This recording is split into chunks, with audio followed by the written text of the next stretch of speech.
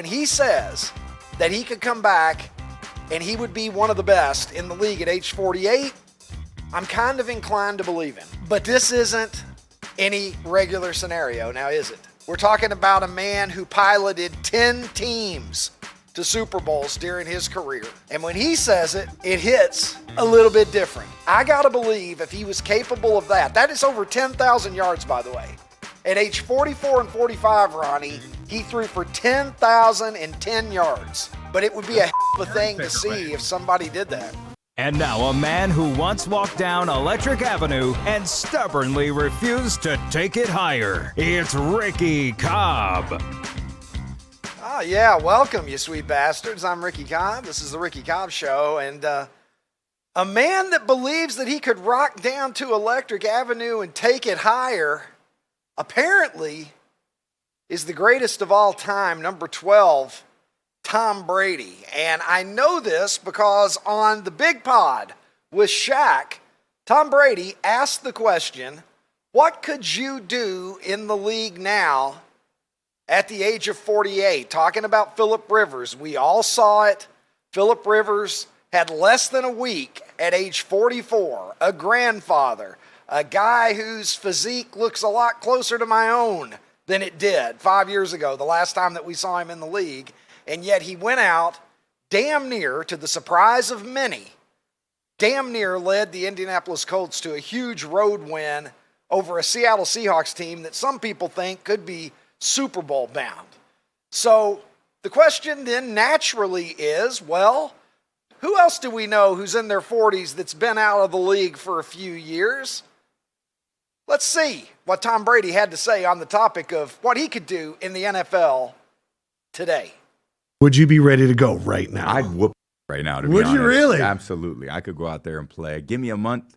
I mean, I could go play with anybody. Seriously? 31 days. And like I said, I took care of my body great. I mean, everything is, I could do it all. And I just, what I wouldn't want to do is make the commitment to play. Because it's like, I would say, it's like basketball season. Do you really want to commit to playing 82 games? That takes a lot of training. And it's like, I don't want to do that anymore. But if you could come back for just the finals. Okay, yeah, just the finals.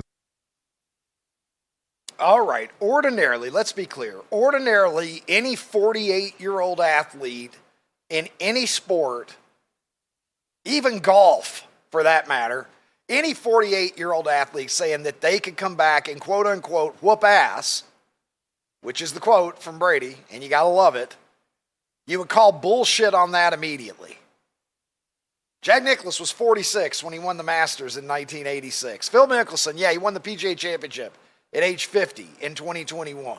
But golf's a different animal anyway. Look, George Blanda. Remember when George Blanda was 48 years old for the Raiders and he looked like he was a Civil War veteran?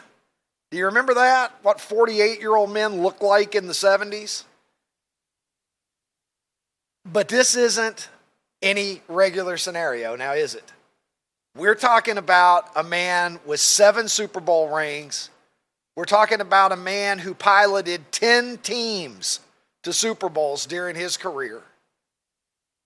And when he says it, it hits a little bit different. And I'm going to bring in now a man who is excelling, putting up some of the best years of his life past the age of 40. I speak, of course, of the international streaming star joining me from Nashville, Tennessee. He is Ronnie T-Shirts. Ronnie, Tom Brady is 48 years old. He was 45 his last season in the NFL, which was 2022. All right, this is our third year without Tom Brady. All right, so he's out of the league 3 years. The year before that, at age 44, same age that Phillip Rivers is now. All right, I want you to know this. He led the league in completions. He led the league in pass attempts. He threw for 5,316 yards, which led the league. He had 43 touchdown passes, which led the league. His passer rating was 102.1. And oh, by the way, he got a Lombardi with the Tampa Bay Buccaneers. And even at age 45, the following year, last season of his career, 490 completions, led the league. 733 pass attempts, led the league. Almost 4,700 yards. 25 touchdown passes, a passer rating of 90.7. I got to believe if he was capable of that, that is over 10,000 yards, by the way. At age 44 and 45, Ronnie, he threw for 10,010 yards, if my math is correct. So when he says that he could come back and he would be one of the best in the league at age 48, I'm kind of inclined to believe him. I mean, he couldn't come back for the team he owns and be great. I mean, so he'd have to go back to an optimal situation where there's a good line, good receivers, because, he's never been a mobile quarterback. And I have to imagine he's at least a little bit less mobile now than he was 3 years ago. But could he in the right situation? I don't see how he couldn't in the right situation, but you couldn't just throw him onto any team and have it happen. Now, I agree with that, although he could probably go anywhere and make them better than they are. I mean, with a handful of exceptions, obviously. I'm not saying he can make the Buffalo Bills better. I'm not saying that he can make, the teams that have elite young quarterbacks better. But there are bad teams he could help. But as he said, he's not in it for that, obviously. All he cares about is winning championships, and it's the grind. As he said, 17 games. You got to go through that entire process. You got to do everything that's involved with that. But if Tom Brady wanted to come, listen, if Tom Brady wanted to sit back and just wait every year, if for the last 3 years he decided, I've always thought it'd be interesting if you had a guy who was like, you know what, I don't want to play all the time. Just do it, Philip Rivers. I'm just going to go sit back until the second half of the season, and then somebody that's had an injury, somebody that's got disappointing quarterback play but is a good team otherwise, I'm just going to sit back. I'm going to let them come to me, make your case, and maybe I'll come in for 6 or 8 games or 4 or 5 games in the playoffs. And then I'll sit back and I'll do it again the next year. And maybe I will and maybe I won't. But it would be a hell of a thing to see if somebody did that. Yeah. Just say, I don't want to play 17 games. And I think Phillip Rivers was sort of in that position the last few years. Yeah. There were flirtations. There were conversations that took place. It just didn't quite lead to him coming back and playing. So, Sean Merriman, who I talked to earlier this week, said he thinks this is it. I asked him, I said, Sean, do you think that if Phillip finishes strong, because he was talking about, I think Phillip's going to play better the next 3 games than we saw in the first game.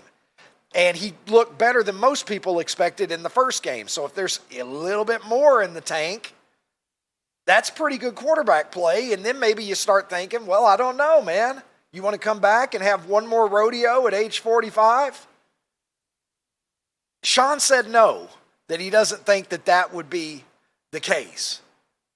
But it's very, very interesting to watch. Dude, could you imagine if this kind of became the trend? And so now Brady's going to do it, and Aaron Rodgers, and Matt Stafford's still in the league, but he's getting older, and so maybe now all these guys who've had great careers and they are wily old veterans, they just all sit back and wait, and they all come in and they go to teams at the end of the year. Like, this is what happens now. Like, you could see that kind of being a thing now. Like, I don't know how people would react. I feel like they'd start a rule that says, yeah, we can't do this anymore because it's, ruining the integrity of the game. But pretty interesting to think about.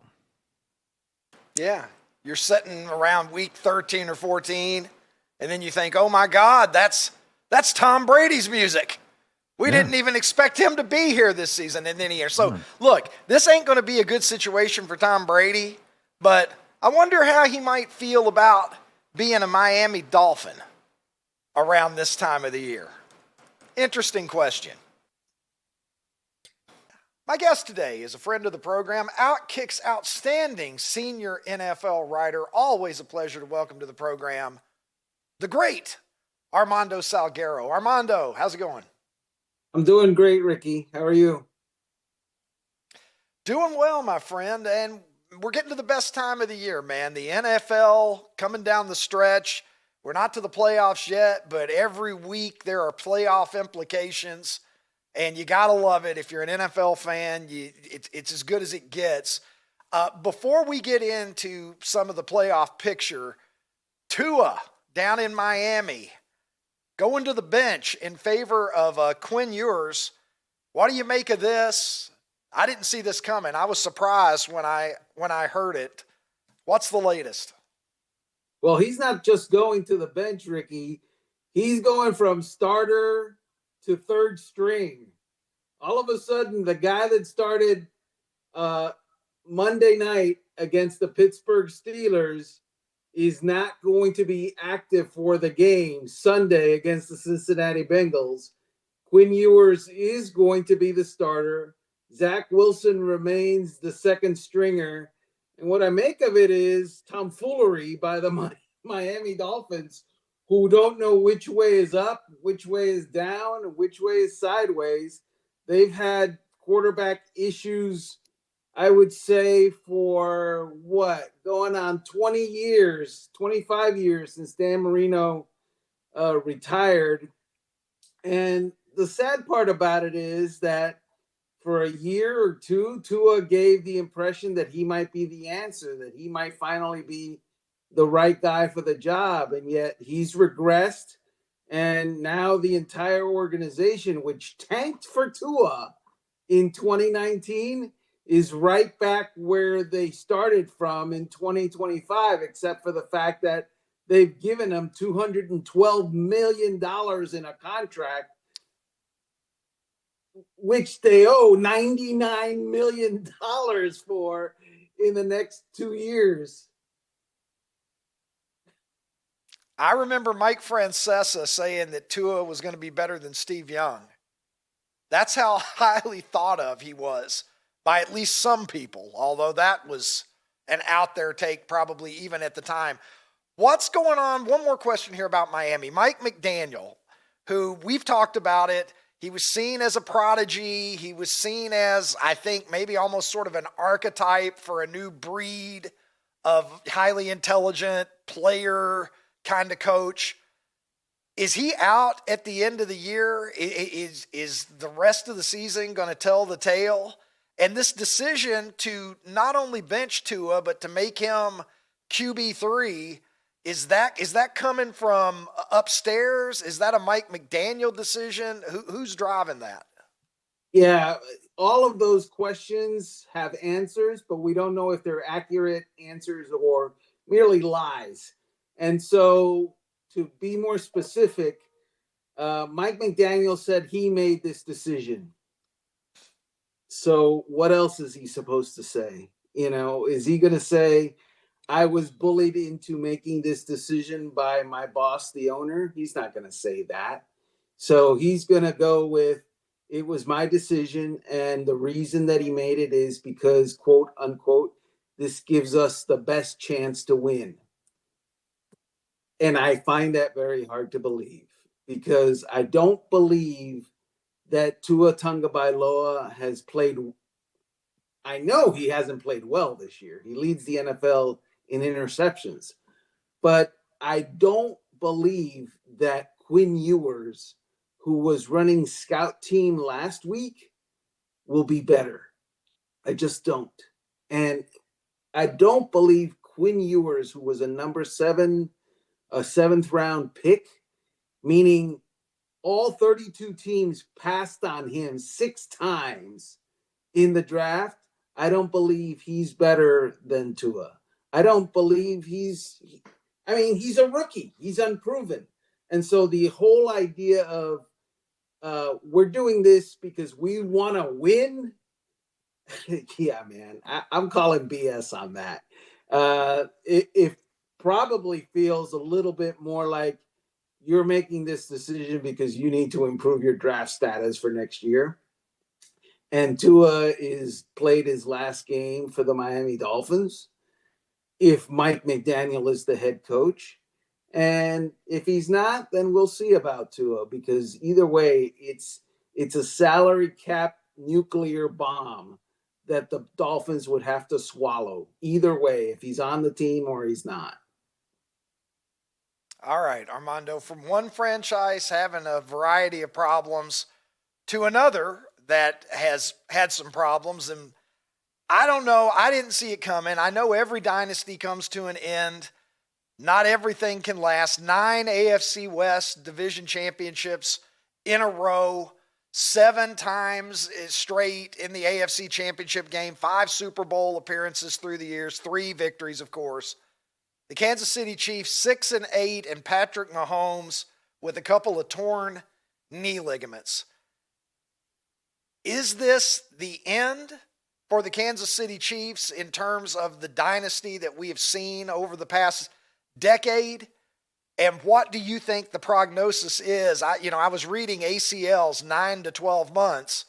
Well, those 3 months are everything when you look at the timeline that Mahomes is going to be on as he's rehabbing for 26. What are you hearing, and what are your thoughts on what the Kansas City Chiefs might look like next year?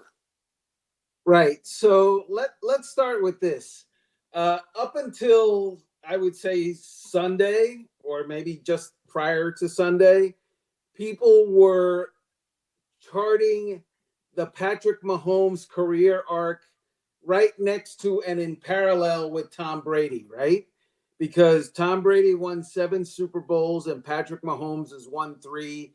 And Patrick Mahomes himself has talked about, I'm chasing Tom Brady. And now all of a sudden, the chase doesn't look quite so good if you look at it on the surface. I would say to you that the chase is right on schedule, and probably more on schedule than it has ever been. And the reason for that is in 2000, and I believe it was 2008, in his 9th year, in the first game of his 9th year, after they lost the Super Bowl to an NFC East team, Tom Brady blew out his knee and he missed the entire season. In his 9th year, after his team lost the Super Bowl to an NFC East team, Patrick Mahomes blew out his left knee. And so they're right on track. He's right on track for the Tom Brady, matching Tom Brady. The problem is that Tom Brady went 10 years without winning a Super Bowl, 2004 to 2014. And that speaks directly to the question of, are the Chiefs, is that dynasty over? Is it done? Of course not. I mean, as Josh Allen famously said, the window in Buffalo doesn't close until I leave. Well, guess what? The championship window doesn't close in Kansas City until Patrick Mahomes leaves. And he's not leaving next year or the year after or the year after that. Now, as far as next September is concerned, he might not be the same Patrick Mahomes, because even as Dr. Chow, who is at Pro Football Doc, has said, he's not going to be 100% in September, no matter what. Whether he comes back early or late or whenever, he's not going to be 100%. It took Carson Wentz the second year to fully recover from an LCL and an ACL. And that's what Patrick Mahomes has to do. And the other problem is Patrick Mahomes relies a lot on getting out of the pocket and going off script and doing nutty Patrick Mahomes things. And so we're going to have to see if he can still do that. I don't know that he'll be doing it to the same heights right off the bat coming back from the surgery. Before we look ahead, and there is a lot to look ahead to, and this is a wide open playoff picture, maybe more wide open than I could remember in a very long time in the NFL. Phillip Rivers, maybe the most fun story of the year in the NFL for me. I think all of us old guys look at that and think, well, what can he do? Not quite enough, man. He gave it a champion's effort against a very good Seattle defense on the road, but for a field goal, might have pulled it off. I had Sean Merriman on the program earlier this week, and he said that he thinks that Phillip will play better in the games that are to come, that getting that first one out of the way, he thinks that Rivers will play at least somewhat better than we saw in the first game. And really what he did in the first game, and I'm not going to overhype it, he threw for 120 yards, but he looked like a competent NFL quarterback, and that's more than I think some people expected. What did you make of Rivers' debut with the Colts? So when he walked off the field on late in the fourth quarter, he had just given the Indianapolis Colts the lead in the game at Lumen Field, which is a very tough place to play against a Seattle defense that is a championship caliber defense. Let's say it. They are. If they don't win a Super Bowl, I doubt that it's because of the defense. It'll probably be more about, hey, you know what? Maybe Sam Darnold regressed or whatever. The point that I'm making is that Phillip Rivers didn't lose that game. No, he didn't win that game, but he put his team in position to win that game. He had 3 days of practice, Ricky, after not playing since 2020.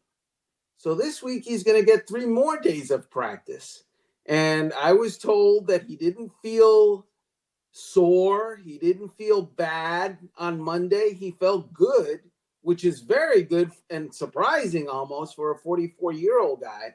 So yeah, I think he's likely to get better. You're likely to get better after, you actually play it for the first time in 5 years. 44 years old and a grandpa or not. So look, I'm right there with you. I like the fun story. I like the grandpop's story. I like the pudgy belly old man story. But the football story, I think the football story has a chance to improve. That doesn't mean that they're going to make the playoffs, but they're going to be competitive with Phillip Rivers. I don't see a meltdown game coming. All right, Seattle. They welcome a better team into town this week. The Rams, who a lot of people are thinking the Rams may be the best team in the NFL right now. That is a heck of a matchup. Maybe the 2 best teams in the NFC. How do you see that one going down this weekend? Because I think it's, potentially, Thursday night rather. How do you see it going down? Because, it might be the, proof of who has the best team in the conference. Well, one of those teams has a quarterback that doesn't mind proving stuff. And that would be the Rams, because Matthew Stafford has proven that, he is all of that. He's a Super Bowl champion. He's having a great season. He's having an MVP caliber season.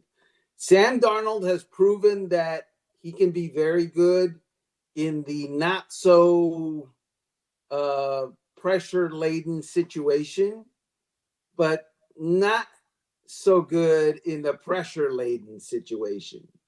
And I would say against the Rams in a key division battle and at the end of the season in December as we're getting ready for playoffs, that's pressure-laden.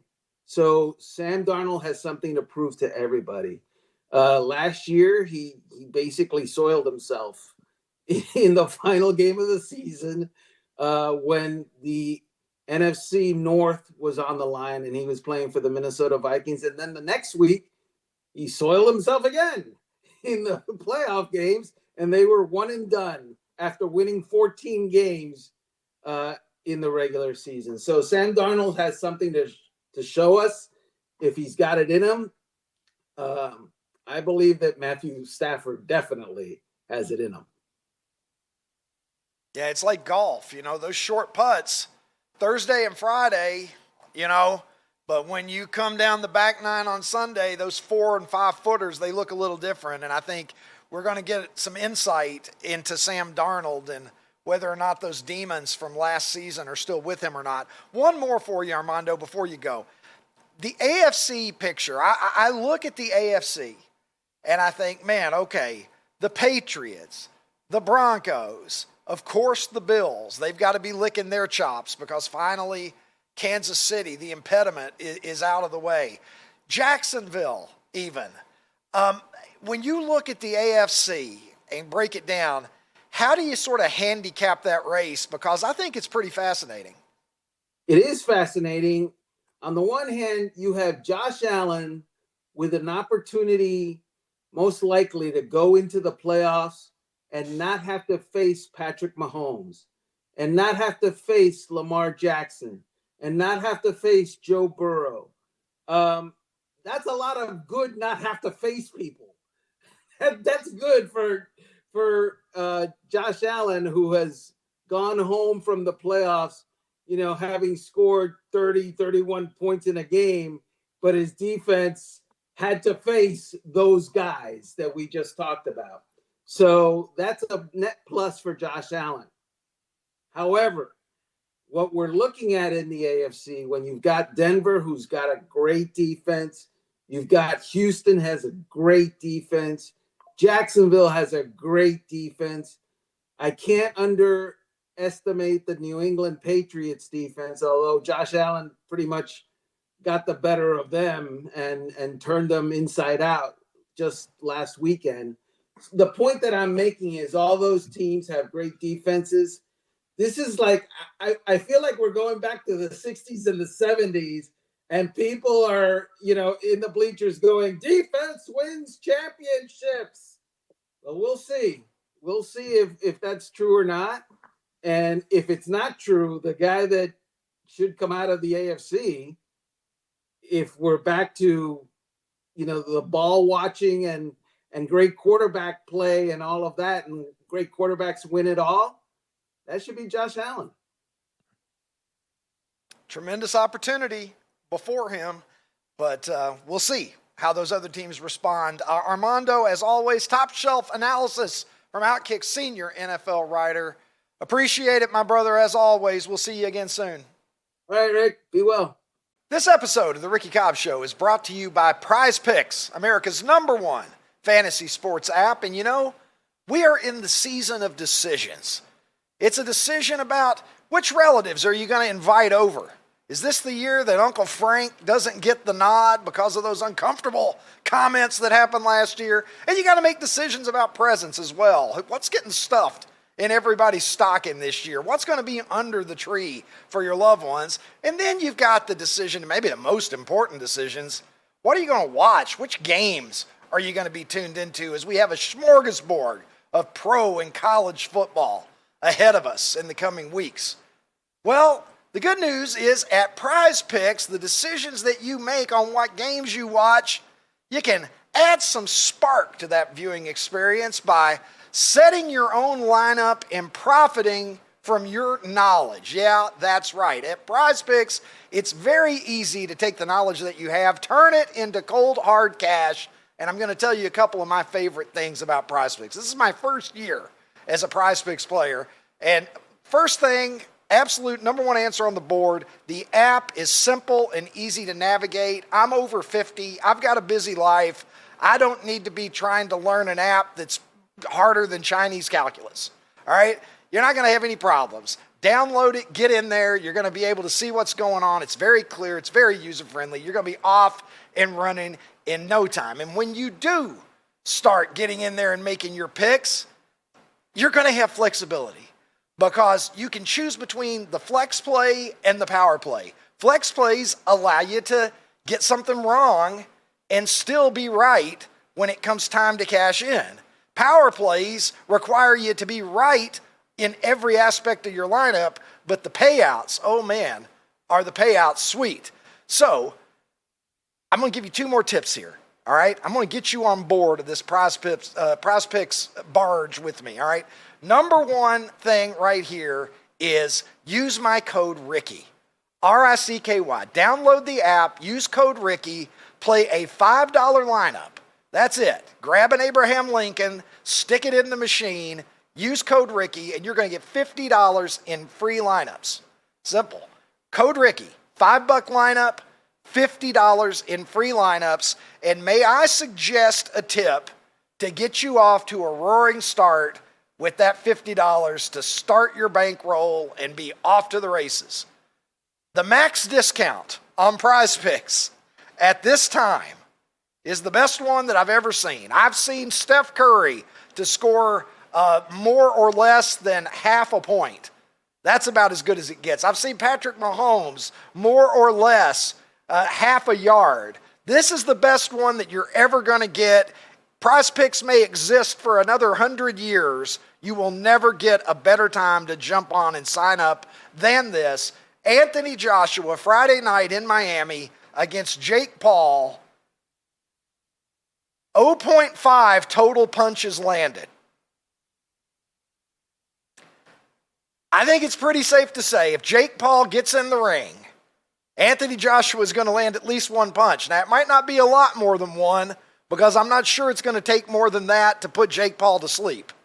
But I do believe that you can count on at least one. So take advantage of that. If you ever listen to me on this. This is my lineup right now. Friday night in Miami, Anthony Joshua, Jake Paul, a fight that it's ridiculous to believe that it's happening. But you know what? If I'm going to be watching it, and I will, I want to have a little skin in the game. So take a look at this. I've got the max discount.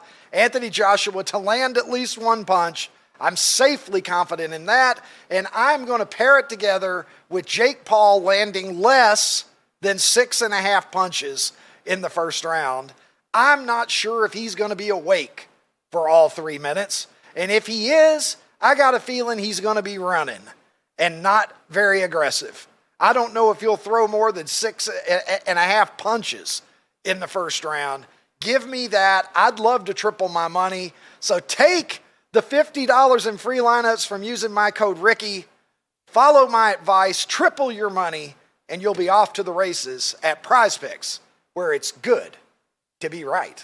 Hold the presses, everybody. The New York Knicks are your 2025 NBA Cup champions. Oh. That's impressive. Ouch. And the crowd goes crazy. Yeah. Absolute madness as the New York Knicks. Oh my gosh. All right. If you are not impressed, you're certainly not alone, because I'm there with you. Ronnie T-Shirts is there with you. Producer Tim's there with you. P.A. Jared's there with you. And Sir Charles Barkley is there with you as well. Number one, I think the cup thing is somewhat embarrassing. What I mean by that is I'm disappointed in my players that we're having. Number one, God bless them for making money, okay? I'm disappointed that we have to make an in-season tournament to make these guys more money so they won't do load management. Yeah. So these guys, God bless them, making a lot of money. I never begrudged them because I didn't make it what they're making, but I made a great living. But to have to pay these guys extra money to make them play other games, they should play basketball because they're well compensated to play basketball. To do an in-season tournament to make them extra money, come on, man, that's a little bit ridiculous. All right. Terrible. I'm completely on board with Charles here. Terrible. It's absolutely terrible. By the way, Ronnie, what's more ridiculous, however, the NBA Cup or Charles' glasses? Can we get a look at those glasses? What is happening here? Take a look at those. After this conversation occurred, I'm hearing that Charles produced a piano and he banged out a smoking rendition of Honky Cat. Ron, just right there. That's from the Elton John. My mom. It's like the episode of Seinfeld where Costanza's wearing the women's frames. Yeah, I was gonna say my mom had those glasses in Charles 1983. Yeah, the Sally Jesse Raphael's there. All right, well, look, Chuck is not alone among those in the media who find this to be ridiculous, because the mad dog himself, Chris Russo, got himself worked into a lather talking about how irrelevant the whole thing is. I do not understand it there, Brian. I apologize. Somewhere Walt Frazier and Willis Reed and Red Holtzman are saying, really? We're going to celebrate this stupid thing? This inauthentic creation to jazz up the regular season, which means absolutely nothing in the big picture. And by the way, last year, the winner of the Challenge Cup or the Bucks, who crashed and burned in Indianapolis in the first round with Gary Trent throwing the ball all over the place. And then the year before, the Lakers, who got mauled by Denver. So the idea that this leads to something all right, is let's a bunch go of on there. nonsense. That's and the we're gonna point that celebrate really is most salient here. The Bucks, because the Mad Dog just, he started foaming at the mouth. It was a classic Chris Russo moment. But he's right. The Bucks and the Lakers were the inaugural winners. The Bucks won it last year. They both got bounced in the first round of the playoffs. How good is your fucking team if you can't win a playoff series? Nobody takes this seriously. If anybody does take it seriously, I can't take them seriously. It means less than nothing. So does it jazz up the regular season as the attention of it is? I don't know, but I can tell you this. Josh Hart certainly jazzed up Jalen Brunson's evening. Take a look at this little moment from the celebration. Keep your eyes on Josh Hart's thumb there. Hey, how you doing? How you doing, Jalen Brunson? Kind of weird. Ronnie, if you and I ever win anything together, I might just give you one of those. So you might want to squeeze your cheeks, buddy. Why are you acting like you haven't done it already? You did it when we played putt-putt in Augusta. Man, listen, hey, look, it takes me back to this.